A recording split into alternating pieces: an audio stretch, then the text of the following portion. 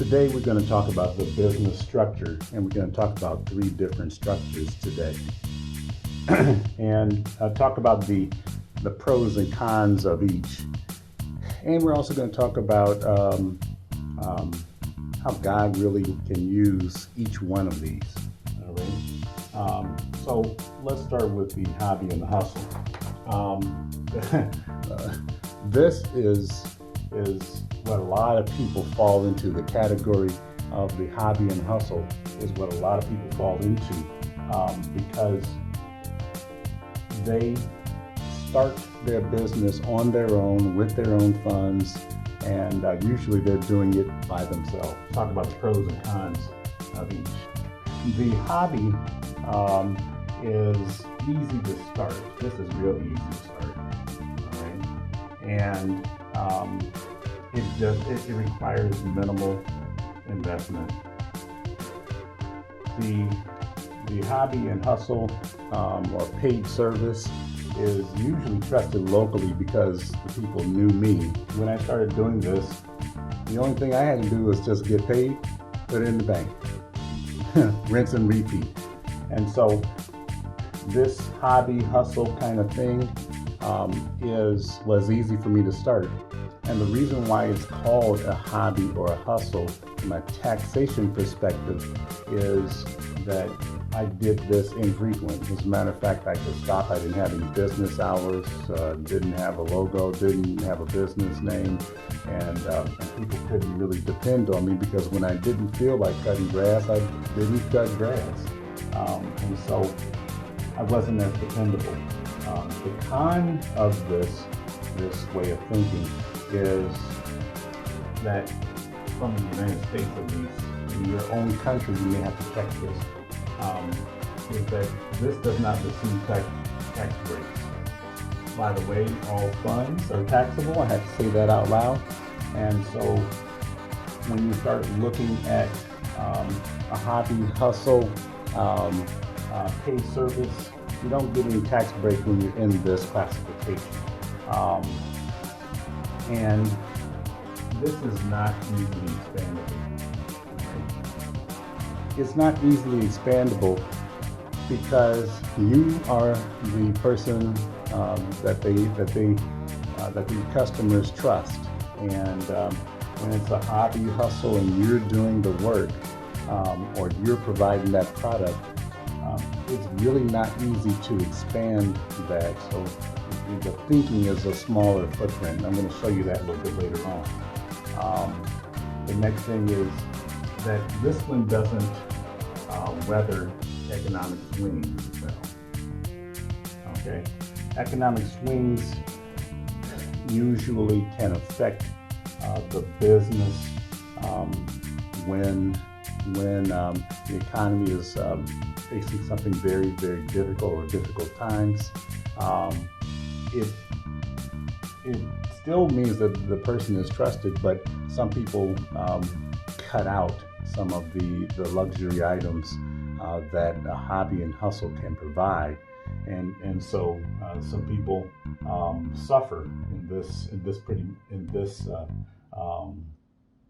economic swing time, or they actually do well. So it just depends.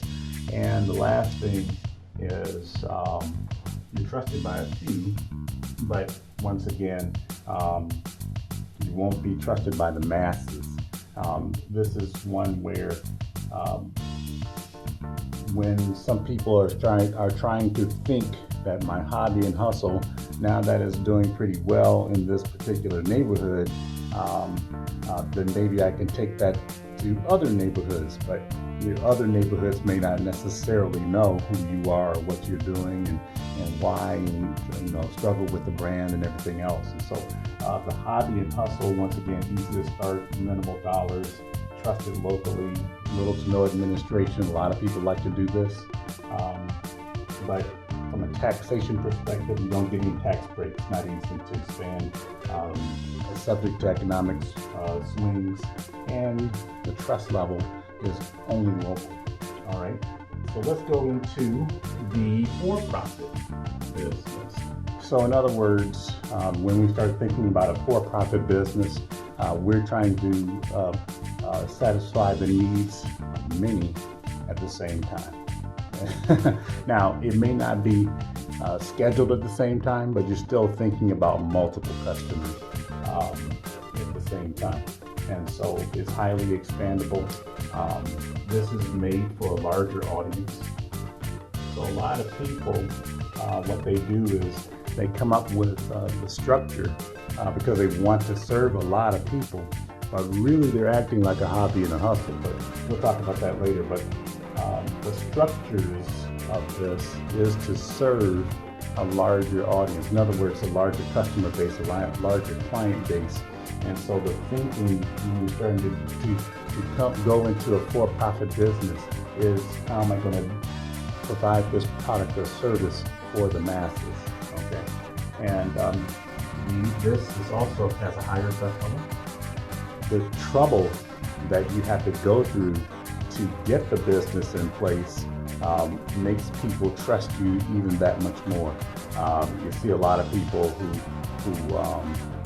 put a lot of letters behind their name just to show legitimacy. People look at the structures of the business, like an LLC or an incorporated or something else, to make sure that they understand that, hey, I went through some trouble here. But it's not just those things that make a business legitimate. We'll talk about that in a little bit too. And once again, this trust level is assumed trust level. It's not necessarily that all of the pieces provide that trust. All right. And for a for-profit business, if you went through all the trouble, you're contractable. Okay. You can get contracts. I know that the federal and state governments require some kind of business structure. So if you have an employer identification number, EIN, then you can get a federal or state contract. Some other larger businesses require that you have these kind of things in place, some kind of structures in place, so that they can put contracts in place with you. And so for a for-profit business, there are some things that are required so you can get contracts and be able to work with other groups. All right, so let's talk about the cons. The cons that we have here is it takes longer to establish this. So a lot of people who want to think about the hobby and hustle and how easy it is to start a business, they think that if I start a for-profit business, it's going to be that easy. It's not going to be that easy. It's going to take a lot longer because there's some structures that you have to put in place, not to just get established, but to show that trust level. So we're going to talk about some of those in a little bit. Another con is this requires a lot of resources. When I say it requires lots of resources, one of the examples that we're going to go into is how to make a certain type of business, and all the thinking that has to go into place to have that type of business is something that I have to now think about on a larger scale, because I can't run out of things. I can't have critters running around my kitchen. You start thinking about that. And so it takes a lot of resources to get something like that established. This requires a lot more administration. All right? This requires a lot more administration that you are expected to do. And this is something that is part of the business. You need to schedule this time to do that administration. And a lot of people who are administration challenged really don't like this part, but that is expected when you are a for-profit business and using that business structure. LLC, incorporated, some other things require a lot of administration annually, monthly, as well as weekly and daily. All right. And so these are the things that people don't like. And this requires external involvement. There's many things that the for-profit businesses can do internally, but there's some things that just cannot be done by that particular company. Once again, I'll use the analogy that if you're a restaurant business and you're walking around with a can of Raid, your customers are not going to like that. Okay, you have to have a professional exterminator to be able to prevent critters from coming into your restaurant. So the for-profit business, highly expandable, reaches a larger audience, higher trust level because of all the trouble you've gone through. Contractable, a lot of people like that. It takes a lot longer to get this established. Requires lots of resources, requires lots of administration, and requires external involvement. So I know that a lot of solopreneurs, in other words, individuals who are used to being at hobby and hustle kind of business, struggle when they have this for-profit structure. Okay, now let's go into the nonprofit. Nonprofit is exciting. It's purpose-driven. Right? Nonprofits are very purpose-driven. The nonprofit organizations, one of the reasons for starting a business in the first place is people really have a purpose, and so people dive into a nonprofit business to establish that purpose, and so it's easier to have a purpose-driven business when you are a nonprofit. You do receive life-changing results. A lot of nonprofit organizations that have specific purposes can meet those purposes through the grants that they acquire, and they're really trying to move the needle in the society that they're in by addressing some specific things. So that's wonderful. Another thing that people love about a nonprofit is the tax exempt status. The tax exemptions is what people really look at. They say, "Woo, wow, I can get a nonprofit and I don't have to pay taxes." You are correct. You do not have to pay certain taxes because of your nonprofit tax exempt status. So this is really great. And you look at this, the funding, those who believe in the purpose will be able to fund this particular effort.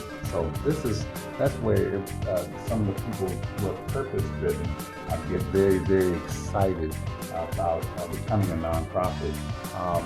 But let's talk about some of the other sides that people don't really understand. This one, there's a lot of administration. When I say lots of administration, I mean lots and lots and lots of administration. Grant acquisition, donation, any kind of reporting to the grant. If you are a church, you have to report out on financials quite a bit to hundreds, if not thousands of people. And so there's a high amount of administration. Right? This is the other thing is the highest failure rate. Because a lot of people think that they can just jump in to this and don't have any plan. This requires, when I say this, nonprofits require more planning than most people think or want to do. They think it's just going to happen. And so this requires a lot of thinking, a lot of planning, a lot of organization that usually when people jump in, they don't have.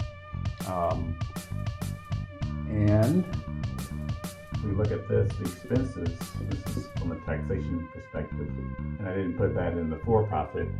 That's one of the things that's a benefit to the for-profit. Expenses can be written off, but on the nonprofit, your expenses cannot be written off. They're part of the grant, or they're part of the nonprofit. You're already given a tax break, so you can't write off expenses. And the last thing is these are unstable. All right, and so in many instances, the instability comes into the fluctuation that happens from the donors, or from the grants that dry up. And so we start looking at the nonprofit organization. Some people really want to dive in, but they don't have these things in their mind. And this is a taxable term. Hobby, we're going to have for-profit, and we're going to have nonprofit. All right. The foundation of a hobby is small. So the foundation of the hobby is you, and that's my that's my stick man drum.